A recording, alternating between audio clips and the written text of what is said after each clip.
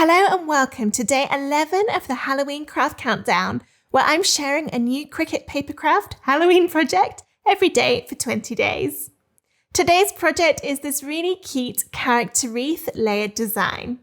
This is a fairly simple layered design which comes together quite quickly, and all of the pieces on it are fairly large, so it would be a great project for kids to make. The SVG file for this layered character wreath is free for the next 24 hours. So if you haven't already signed up for the Halloween Craft Countdown, head to craftwithsarah.com/HCC to register. If you have already registered, here's how to get the download.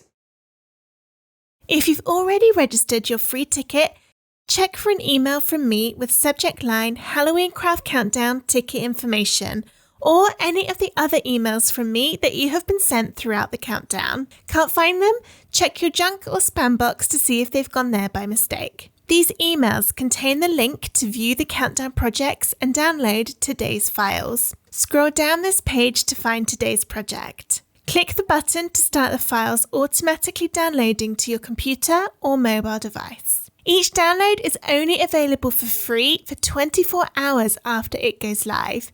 If you've missed some, check out the Instant Access Bundle at craftwithsarah.com/HCC bundle, which gives immediate and ongoing access to all of the files and projects from the Halloween Craft Countdown. All downloads come in zip folders. You will need to unzip them before you can upload the files into Cricut Design Space.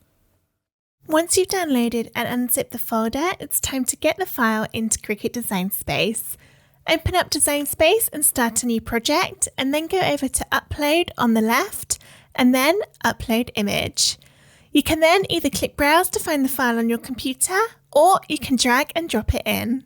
Make sure you choose the unzipped version of the folder, and then within there, go into Cut Files. There are 3 different files in here, and for Cricut Design Space, you need the SVG file, which is the one which starts SVG in the file name. The other 2 won't work properly in Cricut Design Space, so make sure you choose that one, and I'm going to drag and drop that in.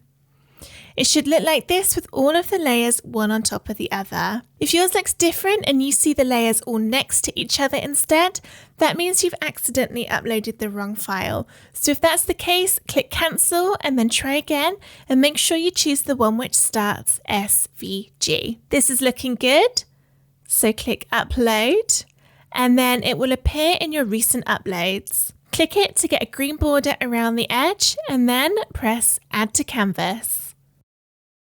It will load in with all of the layers already separated out, which you can see down on the right hand side of the screen. All you really need to do to this before you cut it out is set it to the size you want to make it. To do that, click on the design and make sure your padlock icon is closed. If it's open, then click on it to close it. And when it's closed, that means that everything will change in proportion. So if I change my width to 7.75 inches, which is the maximum I can cut on an A4 bit of paper, and hit enter on my keyboard, you see the height changed as well. So it all stays looking in proportion and exactly as it is supposed to look. When you're happy with the size, press Make It, and that will separate everything out into the different colors. You can change the paper size in this drop down here on the left, and you do have to do this for every single color.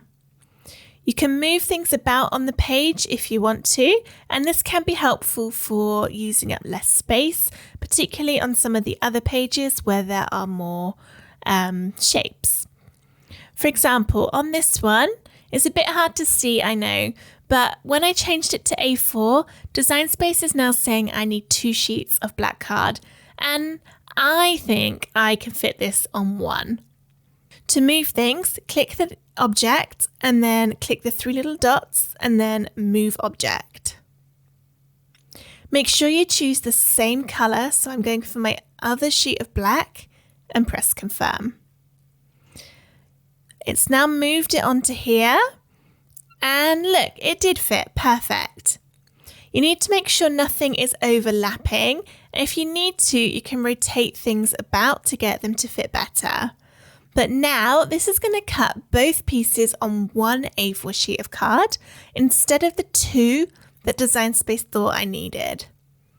When you click continue to connect to your Cricut machine, any empty bits of card will be hidden so you won't see them anymore.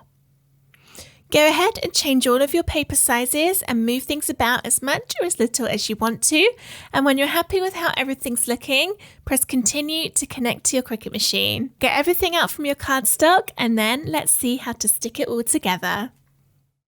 Here are my layers all cut out and I've placed them one on top of the other to make sure I'm happy with all of the colours and that I haven't accidentally missed anything. We're going to be sticking this together with a combination of glue and 3D foam squares. My foam squares look like this, but they're quite big. If you have a little look, ooh, where's my camera? They're quite big. So what I tend to do is cut them in half with a pair of scissors so they end up looking like this, just so that they go a little bit further and it's also easier to put them in all the little places. The glue I like to use is called Collall. It's really good for sticking cardstock because it doesn't bend or wrinkle it like some glues can do. And I put it into these needle tip applicator bottles. Alrighty, so we want to start at the bottom and work our way upwards, which means moving all of the top bits apart. So I'm going to try and drag away the black layers with all of the pictures on. And I will also need to move the pictures off of the black, so I'm just doing that off camera. Keep them in order. Okay. The first two layers to stick together are the two, what's that? The two brown ones, and these will be glued. And this is to create that wood effect in the bits of the wreath that can be seen.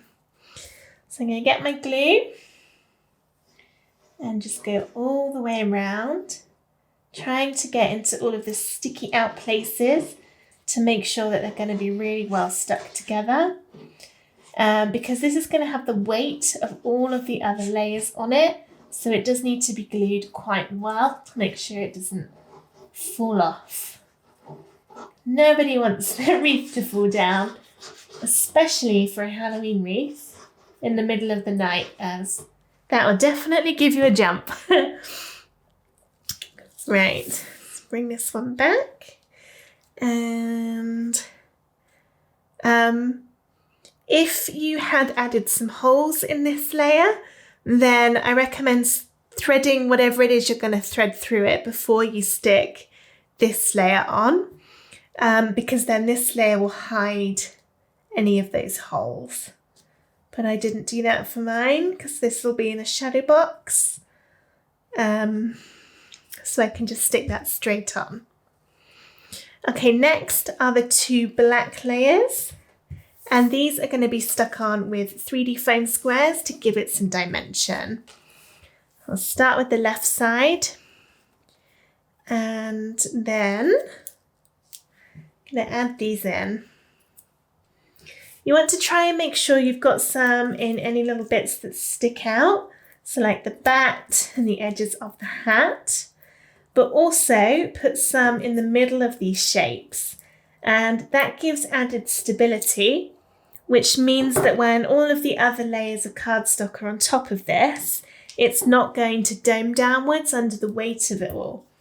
If you didn't put any bits in the middle, like maybe if I just did that and stuck it on, then that pumpkin is going to go downwards like that under the weight of the other layers, and it just won't look as good, because it means that the bits with the foam will look more 3D and more standouty. That's not a very good phrase, but it kind of is what I mean. It will stand out more than any bits you don't put foam in. So that's why I always tend to add quite a lot when I'm doing these layered designs. It just leads to a much better appearance at the end.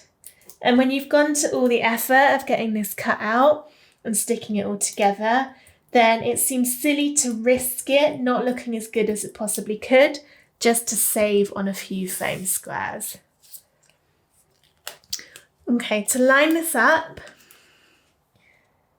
I'm going to get it roughly where I want it to go, and then let go and just let it fall into place. And that way, if it's not quite lined up, I can pick it up and move it without damaging anything. But I'm happy with that, so I'm going to push it down, get all of those foam pads stuck, and then do exactly the same for the other piece of black card. There we are, both sides of that wreath done, and now we can start adding on the little characters. I'm going to glue together the 2 layered ones first, which is all of them apart from the bats, because the bat is only 1 layer. And these just need a little bit of glue on the underside of that top layer to stick it to the one below. And then we're going to use foam to put them onto the wreath so that it will pop out. When I've done them, I'm just going to roughly place them on the wreath. You can't really see. There we go. Just to make sure I've not forgotten any, dropped any on the floor, anything like that. Just putting those bats on. Okay. Be careful with the pumpkins that you stick the right pumpkin orange bits on the right yellow bits. So the stalks are different on these two. So it's the same sort of pumpkin, but the stalks face opposite directions. And then this one is a different shaped pumpkin. So make sure you line him up with the correctly sized yellow bit. And he goes down there. And witch hat. Okay, so let's speed up the rest of this sticking with the magic of video editing.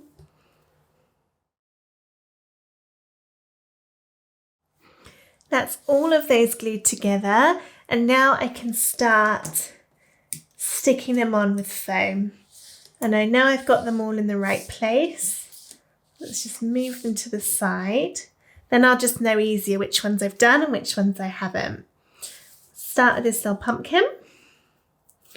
And this is just like we did before. Add some foam squares on the back.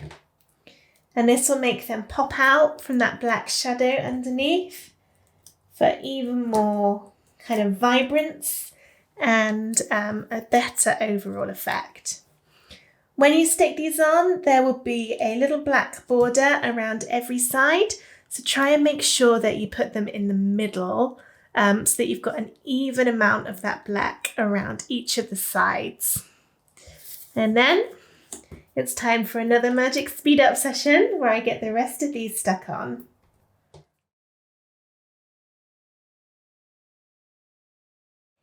Here we go, everything's stuck together, and if I tilt this up to the camera, you can see all of those wonderful layers in there, which is making up our Papercraft wreath, which is now all finished and ready for me to frame in a shadow box. If you'd put the twine or ribbon through, then you can just tie a little knot in the top and then hang it up on your wall straight away. I hope you enjoyed this video on how to make my layered Halloween character wreath. If you did, please give it a thumbs up and subscribe to my YouTube channel for loads more Halloween papercraft projects. Thank you for watching, and I hope to see you tomorrow for day 12 of the Halloween Craft Countdown. Bye!